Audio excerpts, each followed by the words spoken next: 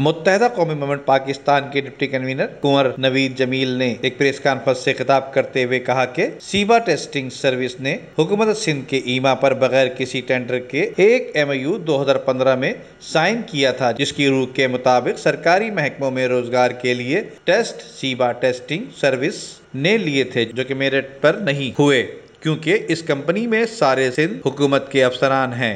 इस तमाम अमल की हम शदीद मजम्मत करते हैं। ये तमाम मामला मेरिट और उसूलों की सरीहन खिलाफ वर्जी है और इस कंपनी के अकाउंट से अरबों रुपए के लेन देन हुई है, जो कि लाखों नौजवान इस कंपनी के जरिए नौकरियों के लिए अप्लाई करते हैं। प्रेस कॉन्फ्रेंस से इनका कहना था कि बेरोजगार नौजवानों से 1750 रुपए सिर्फ रजिस्ट्रेशन के नाम पर लिए जाते हैं। कुंवर नवीद जमील ने मुतालबा करते हुए कहा कि वफाकी हुकूमत से अपील करते हैं कि सिंध में होने वाली बदअनवानी पर फिलफौर नोटिस लेते हुए मुदाखलत करे और इस मामले पर एक इंक्वायरी कमीशन तश्कील दी जाए। ये मुल्की सतह का एक नहायत अहम मामला है जिसका नोटिस लिया जाना चाहिए।